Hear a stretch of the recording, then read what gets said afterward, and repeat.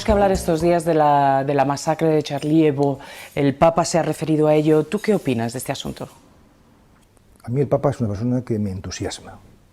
O sea, más allá de que haya recibido un nombramiento suyo, porque ya me entusiasmaba antes de todo esto, porque me parece que es una persona que tiene credibilidad. Es decir, porque su punto de mira es las personas, ¿no? O sea, y sobre todo las personas dolientes. Y por eso él desde el principio dijo la Iglesia como hospital de campaña, ¿no? Es decir, atender a las necesidades primordiales, ¿no? de las personas, ¿no?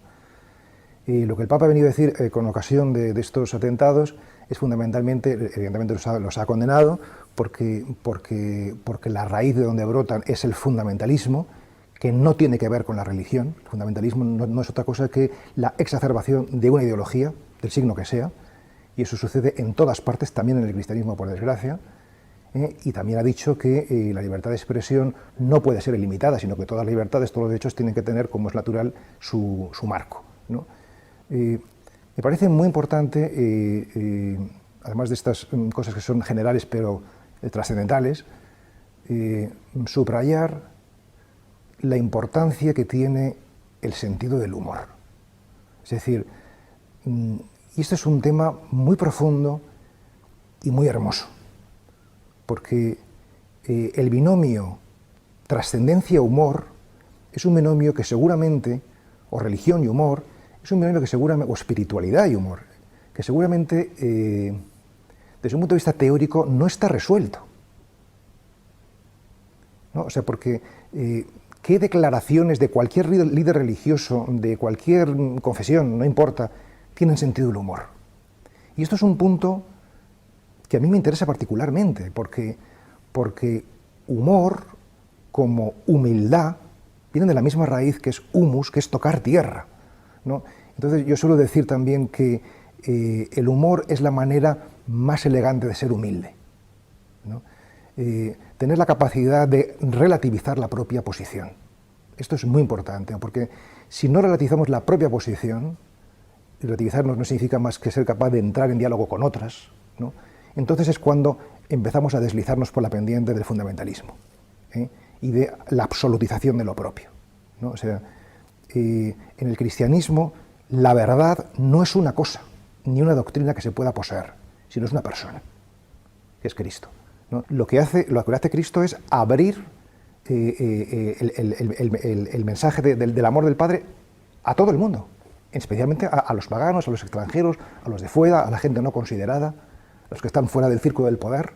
O sea que esto no es una invención, sino que esto va en la entraña propia de esta religión.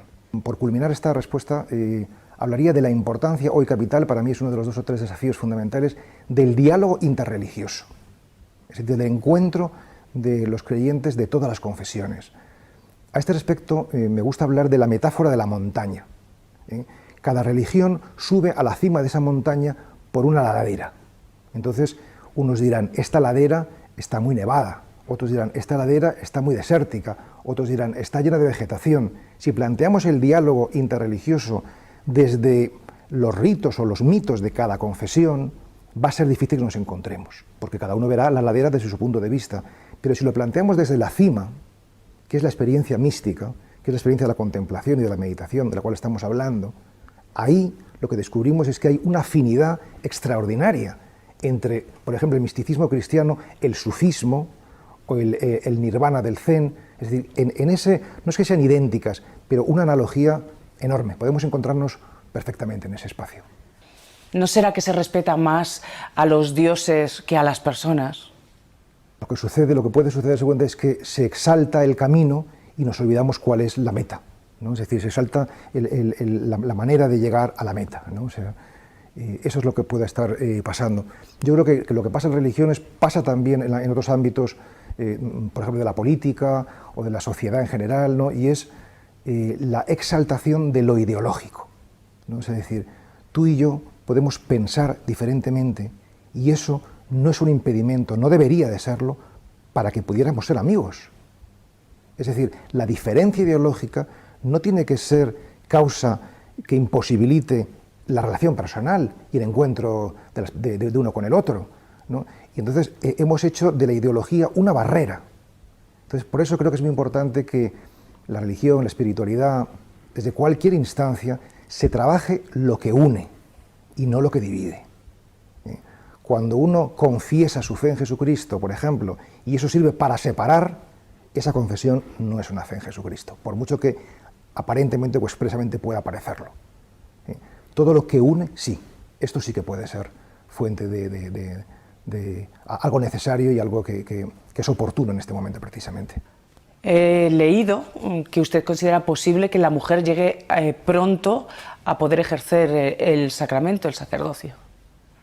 Mi papá seguro que ha escuchado ya cosas así y muchas más, porque desde luego es un hombre muy informado y no creo que esté metido en una pompa de jabón que no le lleguen las opiniones, ¿no? Esto no es una opinión simplemente personal, es decir, que sería bueno, a mi parecer, que las mujeres pudiesen acceder al ministerio ordenado, sino es una opinión muy difundida, no solamente entre la sociedad en general, sino en la Iglesia en particular. Es decir, que hay muchas personas que pensamos que esto es algo que tiene que ponerse sobre la mesa y tiene que debatirse ya, que no se puede retrasar más tiempo, pero no es tanto en clave de derecho, también, pero no fundamentalmente en clave de derecho, ¿no?, sino en clave de riqueza. O sea, ¿por qué privarnos de una riqueza que puede ser extraordinaria para la fe de las personas y para el desarrollo de los pueblos, ¿no? Entonces, bueno, mi respuesta es sí, creo en esto, lo he declarado públicamente en muchas ocasiones y sé positivamente que se está reflexionando y se va a reflexionar sobre ello en estos próximos meses en altas instancias de la Iglesia. ¿Y el acercamiento a la comunidad homosexual? Yo creo que en este momento, por lo menos que yo sepa y que a mí me compete, me competa, no, en este momento. O sea, supongo que estará también en el orden del día en las instancias superiores, pero yo eso no lo conozco, no lo puedo decir. ¿Qué le parecería, así como propuesta, que nos olvidáramos todos de las religiones, meditáramos y viviéramos en paz de una vez por todas? Pues detrás de esa pregunta me parece que lo que está es una concepción de que las religiones no son buenas, y yo no lo comparto. Yo creo que las religiones son buenas, ¿no? Es decir, que yo creo que el hecho de que haya diferencias, o sea, el hecho de que haya personas que tengan una relación con el misterio, con la trascendencia, y que eso haya sido formalizado en sagradas escrituras, en mitos, en ritos, a mí eso me parece una riqueza cultural y existencial de primer orden, ¿no? Entonces, no creo no sé, para mí no sería una buena idea que desaparecieran, igual que tampoco lo sería que desaparecieran las lenguas, ¿no?, y que fuese una sola lengua. Pues sería una gran pobreza, ¿no? O sea, yo creo que no hay que tener miedo a la diversidad, a la pluralidad. La pluralidad, también la religiosa, es una bendición, es una cosa buena, ¿no? Es más, es la única condición de posibilidad de la unidad, porque la unidad es comunión en la diferencia. La unidad no es uniformismo, todo es igual, ¿no? Si hacemos uniformismo, todo es igual, todos meditar en ninguna religión, entonces eso es una dictadura o una teocracia. Muchísimas gracias, muy amable por recibirnos. Gracias a vosotros.